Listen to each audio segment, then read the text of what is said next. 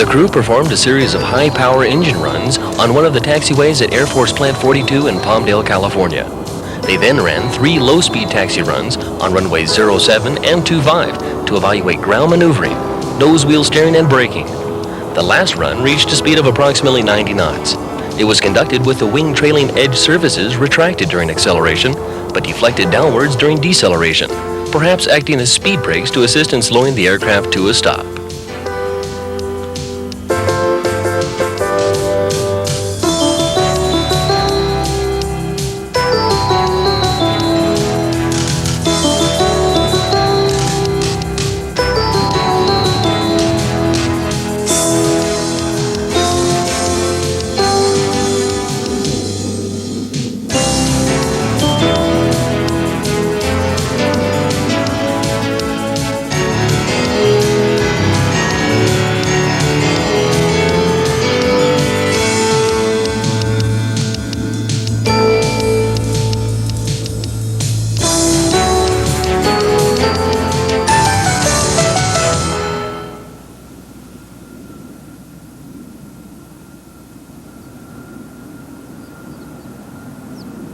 We did 3 taxi tests this morning at different speeds, up to 90 knots. That was the highest speed we saw as part of the taxi test. And these tests were done to check the maneuverability of the aircraft, the nose wheel steering, and the braking systems. And the tests were, we consider at this point in time to have been conducted successfully. There is some work to be done. We do have to analyze the data, and that'll take 2 or 3 days for us to do that. And we also have to do some additional work on the airplane to get it ready for the next event, which is the high-speed taxi, and that'll take place later this week in preparation for the first flight activity. So that was basically, that's basically what we did this morning. The weather was good to us, and we were able to get all 3 runs in and get it done today. What were the problems you were talking about? Can you tell us what?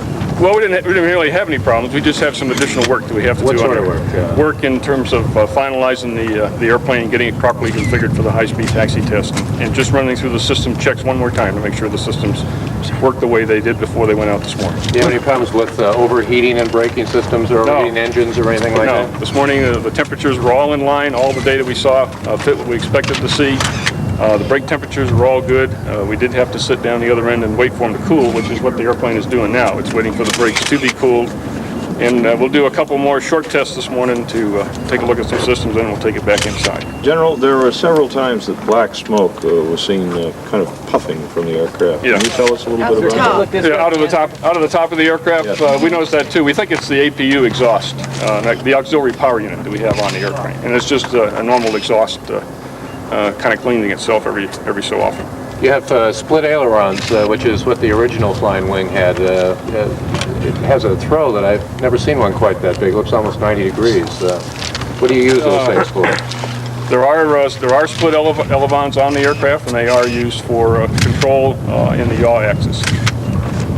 Okay. You said that up to 90 knots. What will your high-speed test be?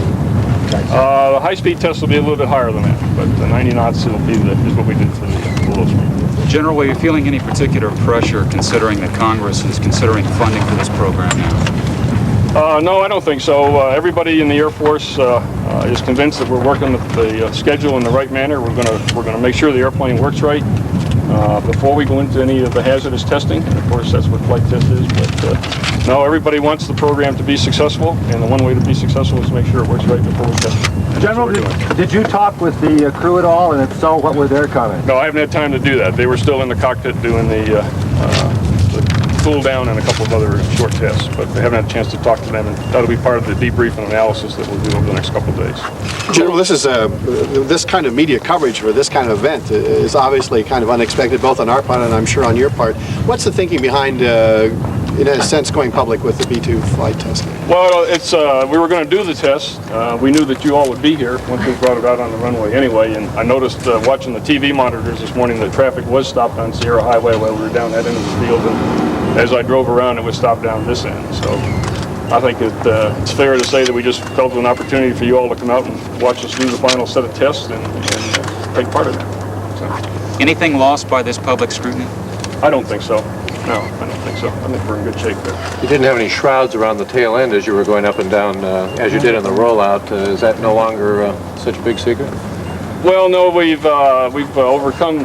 Well, of course, we had to have the shrouds off to be able to operate the flight control surfaces. So that was, as far as operating the aircraft, that was the reason for doing that. General, Okay, I guess one more. What's the orange structure on the tail end? That's for spin chute or something? No, that's the trailing cone. The trailing cone device, which will extend on the first flight and which allows us to calibrate the air data system against free airstream behind the aircraft. Okay, thanks very much, and thanks for coming out.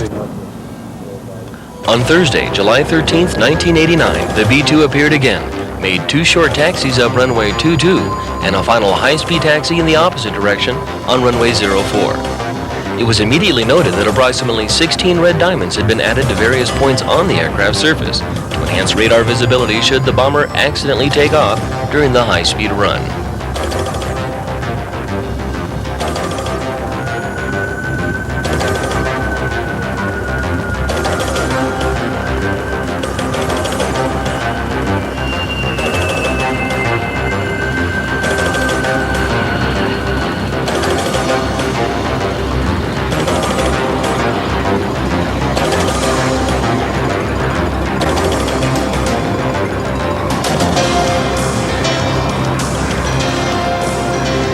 Many design features were apparent while the aircraft was stopped between low-speed runs.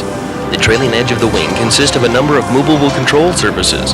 The outermost surfaces, called split rudders, have upper and lower portions which move independently. They seem to function both as rudder and when deployed at the same time as speed brakes. The remainder of the surfaces appear to function similar to normal wing flaps, increasing wing lift for takeoff and landing. The purpose of the beaver tail at the aft end of the center body is unclear, but sources have said that it is a complex device that was quite difficult to design. An orange extendable trailing cone is fitted to provide a reference source of static air pressure for airspeed, altitude, and other air data calibrations.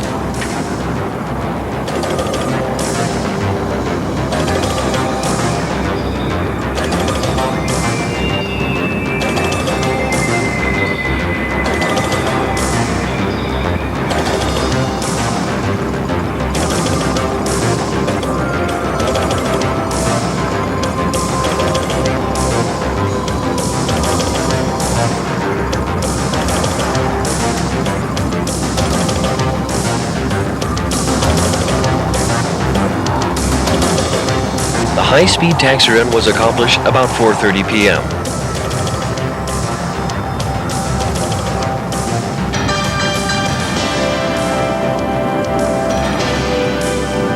Pilot Bruce Hines accelerated the B-2 to 115 knots and raised the nose wheel about 4 feet.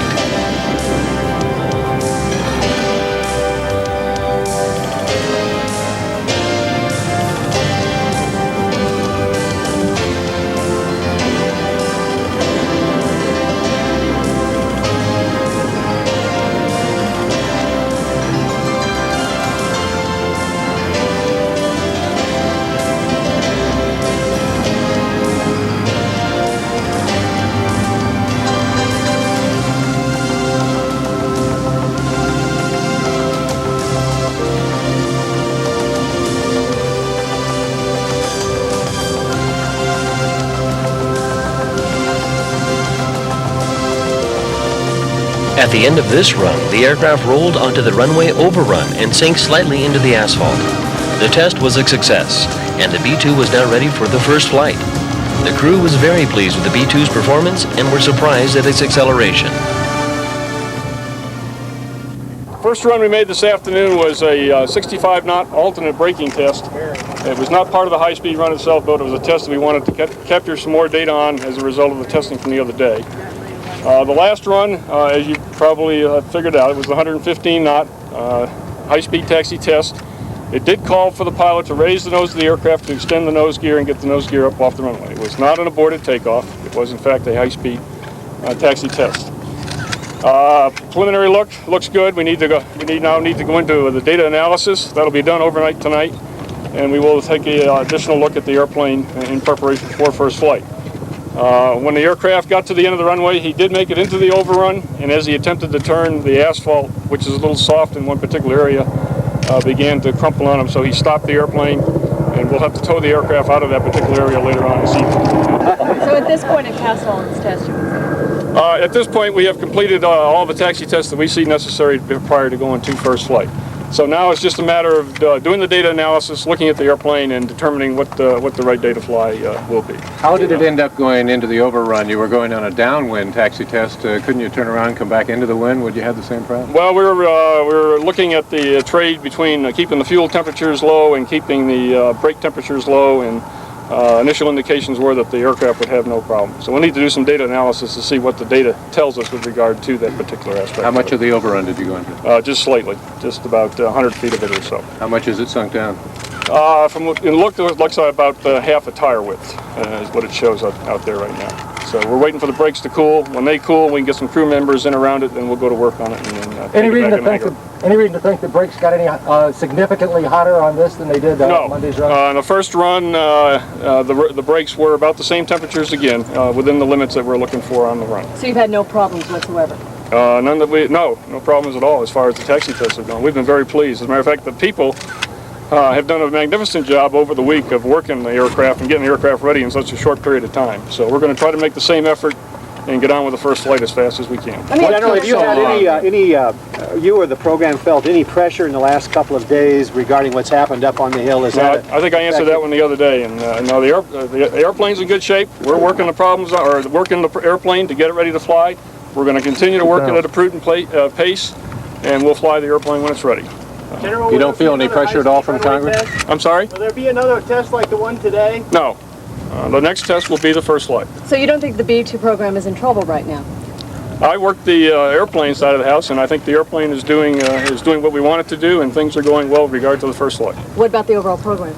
The overall program is in excellent shape. We think we have a good schedule, and we're working to that schedule. Okay, I need to get back. What took so long today? Why did you go at the end of the window instead of earlier in the morning? Well, we were working a number of issues relative to the telemetry. We also had to bring up the Edward TM room today in case the taxi test did turn into the first flight. So there were just a number of comm, telemetry, just a number of things that we worked over the course of the day. Saturday, July 15th, dawned clear and calm. The B-2 was ready for its maiden flight. Shortly after 6 a.m., the craft taxied to the end of runway 04. Several high-power engine runs were accomplished as part of the normal pre-flight checks. Low fuel pressure readings were recorded, indicating a potential lack of sufficient fuel flow to the engines. The flight was scrubbed, and the B-2 taxied back to its hangar. Meanwhile, a private pilot in a Cessna 172 landed on runway 22. The pilot said that he had become lost, saw the airport, and decided to land to get directions. He was led away by security officials for questioning and was later released. After taxiing out for takeoff and during normal aircraft checklist procedures, it was determined that the fuel pressure readings for takeoff power settings were reading too low. In accordance with normal safety procedures, the aircraft obviously returned to the hangar. A decision has been made to postpone first flight. The earliest that first flight will occur is within 2 to 3 days. This is preliminary data, and we really don't know much more now. It's going to take a while to look at that data, and we'll let you know as soon as we can when first flight will likely occur. What was the story with the Cessna, Colonel? Yes, there's a small aircraft with a man and 2 children that apparently was lost. We tracked it in to the airspace, allowed it to land. The gentleman's now being interviewed by Los Angeles County Sheriffs, and I expect that they'll issue a statement shortly. Was that any factor at all in the decision today on proceeding with the B-2? No, none whatsoever. We err on the side of safety, and safety is first, and the problem that I mentioned was the reason that we decided to postpone. Colonel, say that again. Did he land with permission of the Air Force? Yes, we allowed him to land, and then obviously he's now being interviewed by Los Angeles County Sheriff as to why he came into this airspace. At least Monday, if not Tuesday, is that what we're talking about? 2 to 3 days. We'll give you a better idea as soon as we know. Not before Monday, is that what you're saying? 2 to 3 days is the earliest that we will fly. Doug, was there any fluctuation in that pressure in any of the 2 tests last week? Anything at all? I really can't answer that. This is a problem that, as far as I know, is preliminary, came up today. The engineers are really going to have to take a look at it. Were they significantly low? Marginally. They just told me low, and that's all I can go on for you. Fuel pressure readings. Yeah, they're fuel pressure readings. Do you know what the Cessna was out of, by any chance? I don't, no. The pilot's not under arrest, just being questioned. He's being questioned, that's correct. Questioning here or at the sheriff's substation? I would guess you'd call a sheriff's substation. They should be able to tell you that. Was the Cessna in the way of the takeoff? No. So had the field pressure been all right, it would have been able to circumvent the Cessna. Yes, certainly. We decided to postpone for safety reasons alone on the aircraft. It had nothing to do with that aircraft. Doug, when Is they the were entire Doug, when airspace they were at closed the end here? of the runway, running the engines up and down, were they fooling with it then? I mean, at what point did they notice the low pressure? I really don't have that data. I would think that it was simply very soon before they decided to taxi in. As I said, we err on the side of safety, and that's why we've gone in and postponed for the day. I really have no more data for you on that I can share. I wish I could, but I'm not an engineer, and the engineers have to take a look at that. All we know is preliminary now. 2 days later, on Monday, July 17th, the B-2 again taxied out of the Northrop facility at Palmdale.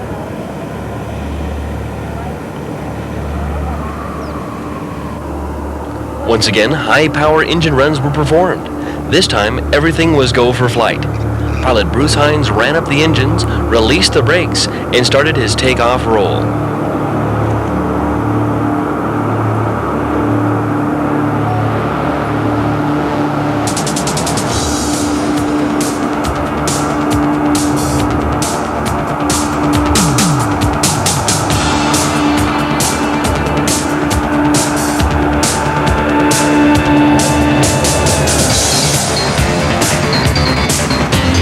At 6:37 a.m., using only 5,000 feet of runway, the B-2 was in the air and on its way into the history books.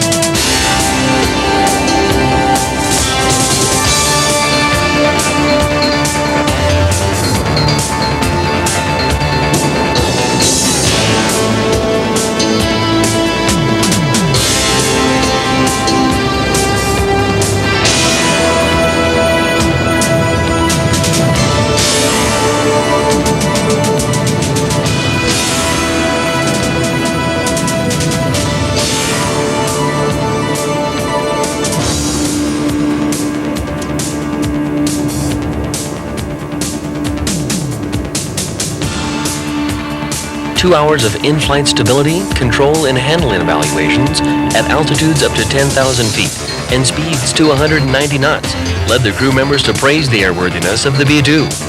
Performing maneuvers such as pitch and yaw doublets, bank-to-bank rolls, level turns, and others prompted comments that the B-2 flies like a real airplane, is very nimble, has a very good roll rate, and the aircraft systems are very user-friendly. Both pilots said the aircraft flight characteristics closely matched those that they had seen in the flight simulator.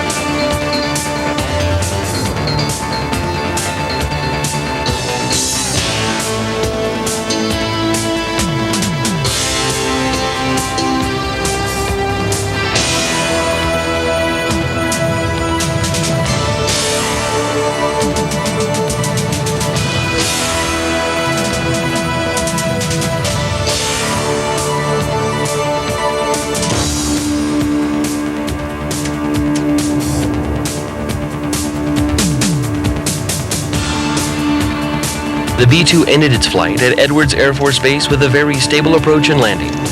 The approach speed was 140 knots with light winds. Touchdown on runway 22 was at 8:29 a.m. The aircraft was taxied to the B-2 test complex at Edwards South Base area, where we'll undergo a thorough inspection and be prepared for further flights. Said Pilot Hines after the flight, "It's going to be a very easy airplane to fly."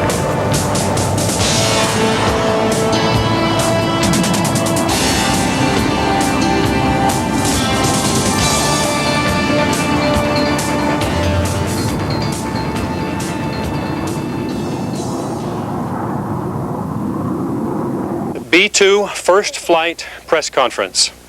Today, July 17th, 1989, marks the beginning of a new era of aviation history at Edwards, and we're honored to have with us four individuals who play key roles making this day possible. To my immediate left is General Bernard Randolph, Commander of Air Force Systems Command, Andrews Air Force Base, Maryland. On his left is Brigadier General and Major General Selectee Richard Schofield, Director of the B-2 System Program Office, Aeronautical Systems Division, Wright-Patterson Air Force Base, Ohio. Next are our two test pilots, Mr. Bruce Hines, Aircraft Commander and Chief Test Pilot for Northrop Corporation, also a retired Air Force test pilot, and Colonel Richard Couch, Aircraft Pilot and Director of the B-2 Combined Test Force at Edwards Air Force Base. Now let me turn over the time to General Randolph. Well, folks, let me add my welcome to Edwards Air Force Base, the new home, by the way, of the B-2. And I'll start by reading a statement from our boss, the Secretary of the Air Force, Donald Rice. The B-2 combines critical advances in technology to provide significant deterrent value for the United States. We are gratified by the successful first flight and look forward to the full flight test program and this aircraft eventually becoming a part of our nation's strategic deterrent force. And ladies and gentlemen, as far as I'm concerned, this was a historic day in aviation. We flew the flying wing, which is, as you know, aerodynamically one of the most efficient aerodynamic designs that we can find. And in fact, this particular airplane is about 50% more efficient aerodynamically than is the B-1.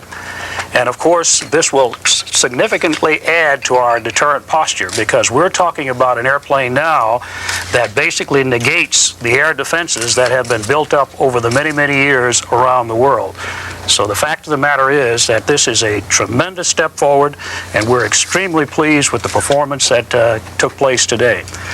Now let me also point out that I told you that we wouldn't tell you about the first flight and wouldn't give you a chance to know about that. Our public affairs people pointed out that it was most important that you folks get a chance to see what was going on, and hopefully we gave you a good seat, and hopefully you got a chance to see exactly how smoothly the airplane flew and what a great job was done in putting this airplane together. But with that, I know you don't want to hear from me. You really want to hear from the two guys who flew the airplane, and we'll turn it over to them and let them discuss the tape. We were very pleased with the performance of the aircraft. It is very close to the simulation that we've done. I think most of you know that we've put a lot of upfront time in laboratories and simulation, and the flying qualities were matched very closely with what we've seen in that.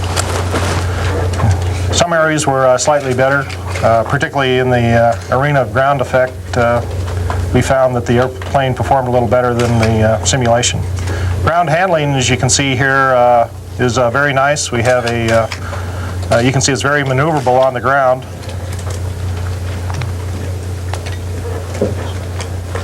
There's a lot of systems on board the airplane. And it's fairly easy to use the systems. It's a user-friendly kind of thing. The two of us, a big complex airplane like this, in a two-man crew is noteworthy also. Rick, why don't you cover the takeoff there? Well, the takeoff was a little frantic to start off with because of some communication problems we had, and that were not with the airplane, but in just talking to mission control, the people that were controlling us. We started the roll, and you notice that at about 3,500 to 4,000 feet, Bruce is going to start easing back on the stick, and he was trying to attain a 7.5 degree pitch attitude for rotation and never got there. The airplane just very smoothly came off the ground. And let me tell you, we were fairly busy throughout the takeoff roll, so we really didn't have time to worry much about whether or not it was going to come off the ground. And it just smoothly came off the ground, hardly even knew that it had. That's a beautiful sight. We went out in the area and did our test maneuvers. We did 3 basic integrated test blocks to check out the flying qualities and stability and control of the airplane. Very nimble aircraft. They don't show some of the bank-to-bank rolls, but that was particularly impressive. It has a very good roll rate for a big airplane. On the landing, very stable, rock stable on final. You can see us coming in for the landing. Just a very slight aft stick pressure. Just hold that, and it touches down very smoothly. Grade A landing. I had to ask the tower if we were on the ground. Yeah. It's going to be a very easy airplane to fly, I think. Very simple airplane aerodynamically.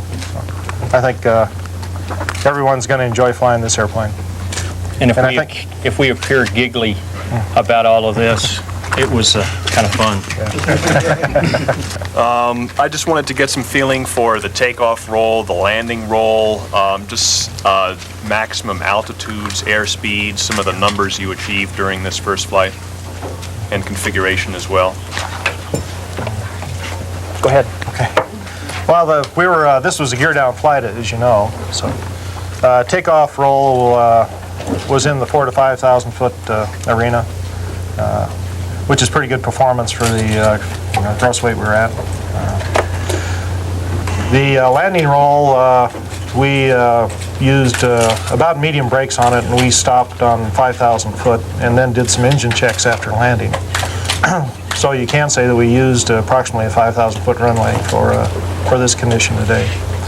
The maneuvers we did, like I said, was 3 different speeds, basically a medium speed with the gear down, and then an approach speed plus 10 knots and approach speed, and did our maneuvers, stability control inputs.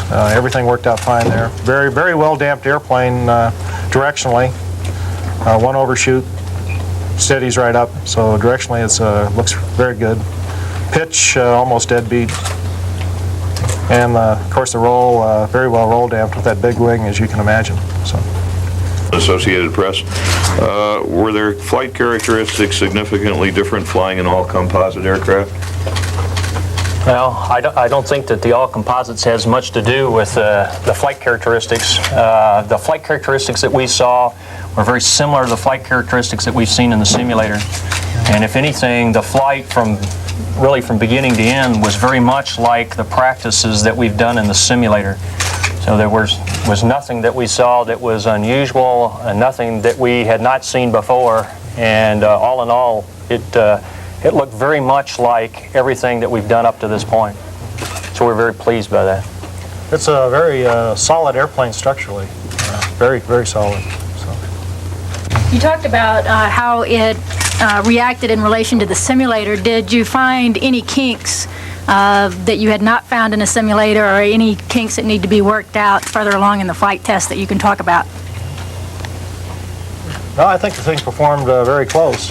Of course, you always try and take your flight test data and feed it back into the simulator to get a closer evaluation, but it was very close. It's not a kinky airplane. Very smooth airplane. And the engineers, we have a debrief with the engineers at 1 o'clock this afternoon. It'll be the first time that we get to see real data thrown on the table. Our evaluations so far are just qualitative in that it's our impressions of the airplane from having flown it. Here shortly we'll have some quantitative numbers for comparison against the things that we've seen in the simulator. And there's no reason to believe that what they're going to come up with in a quantitative standpoint is going to be any different from what we saw in the airplane. What is the test schedule now, and what activities will take place during the downtime? Go ahead. Okay. Well, we have several things we'd like to do. The next flight, we'd like to put the gear up, so we want to make sure and check all those systems. We want to put some software changes in there to improve some of the avionics and flight controls, just upgrade the system on it. Then basically we're pressing on. The basic systems of the airplane work very well. The engines are very good engines. The environmental system control was very good, nice and comfortable up there, and it keeps the avionics cool. So they perform very nice. So that's very encouraging that we can have a good rapid test program. So we'll keep going.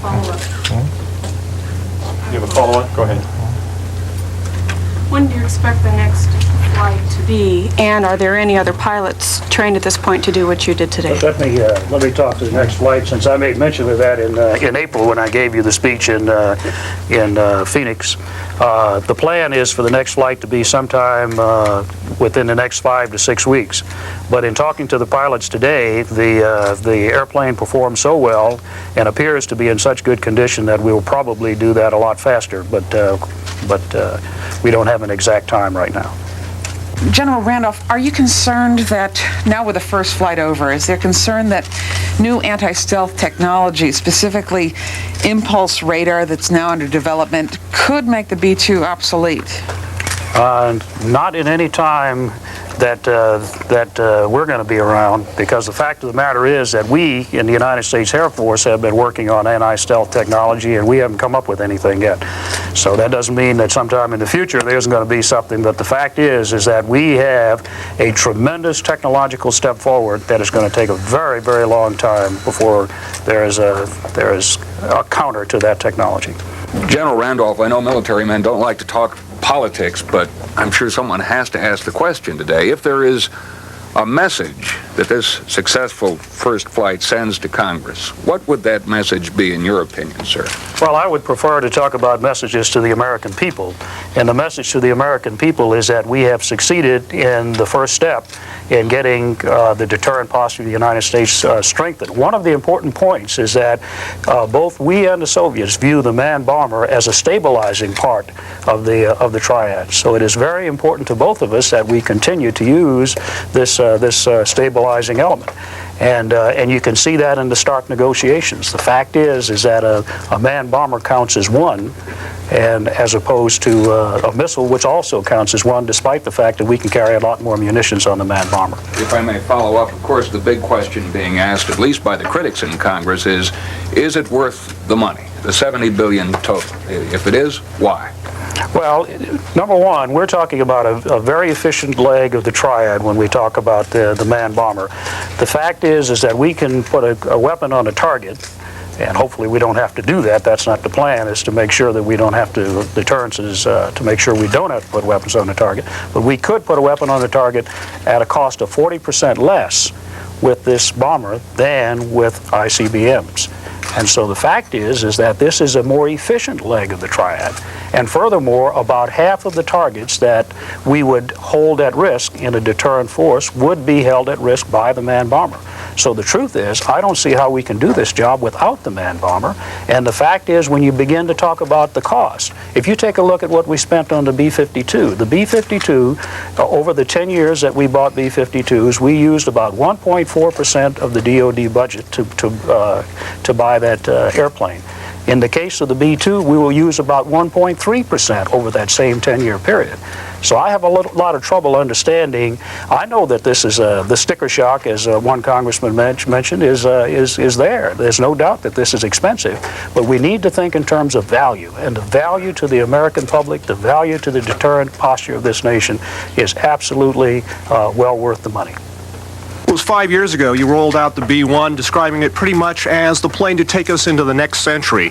Now we see the B-2 described pretty much the same way. 5 years from now, are we going to see something else, or is this it for manned bombers for some time? Well, if you recall, when we did the B-2, we started the B-1 with the B-2 in mind. And if you remember, we told the Congress that we had a two-bomber program. Because of the technological advances in the B-2, it was clear that we could not field the B-2 in time to fill the gap between the ancient B-52 and the new technology of the B-2. So the B-1 was designed specifically to fill that gap, and is indeed going to take us into the next century and will be a major part of the manned bomber program. In Arizona, you said that the first flight of the B-2 would be secret. Everything was pretty much different from what you said it would be in Arizona. Why is that? Why is the B-2 now such an open secret, as it were? Well, look, not everything was different from what I said in Arizona, but you're absolutely right. I did say that we did not plan to announce the first flight. Our public affairs folks convinced all of us that, number one, we could talk about the first flight without revealing secrets unnecessarily, and that the fact of the matter is that the press deserved to have access to what we were doing. You were going to be there anyway, so we figured we might as well provide you a good location and work with you so that you could have the information to publish. So we believe that we have provided that information to the American people without compromising the security of the airplane. Getting back to the questions that were raised a few moments ago regarding the stealthiness of the stealth bomber, Could you share with us whether any effort was made to track today's flight using radar or other electronic means, and if so, how'd you do? Well, as you may recall, we had one release a few days ago in which we said we would specifically add signature enhancers to the airplane so that it could be tracked by radar. We did that for safety purposes, and we'll continue to do that throughout the test program. Dave Martin with CBS. You were asked earlier about the flight profile, and you mentioned approach speed and 10 knots above approach speed. For those of us who don't fly, tell us how fast that is, and also tell us what altitudes you were flying and the maneuvers that you were doing. The altitude, max altitude, was a little above 10,000 feet. 10,000 was the altitude that we were going to. The maneuvers, what we do are what we call integrated test blocks. We flew those at 180 knots, 150 knots, and 140 knots, and 140 was the approach speed.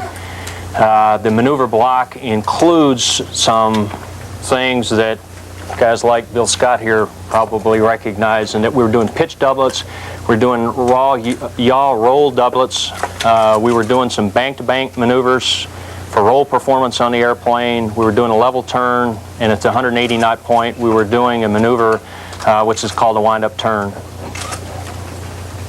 How does that compare with performance speeds when you operational speeds? These speeds of 180, 150, 140 knots. Well, the speeds that we were flying today, because of the fact the gear were down, were limited to speeds less than 224 knots. And so we essentially had a point solution to understanding the airplane, and the point being at speeds at 180 knots and less. We will have to open up a flight envelope over the next 6 months that will essentially take us out to the full operational envelope of the airplane. And next flight will be the beginning of that process when we raise the gear and we accelerate to a faster speed. And we will continue to open the envelope as we get clearance to do that from the engineers, and for a variety of reasons that will allow us to do that. Gene Gleason from KABC TV. You were talking about how busy you were on the takeoff roll as a two-man bomber, and probably the first since World War II that you've had a two-man bomber. How much of this is fly-by-wire, if you can tell us? How much of it is automated and computerized, and how does it react in terms of just general flying?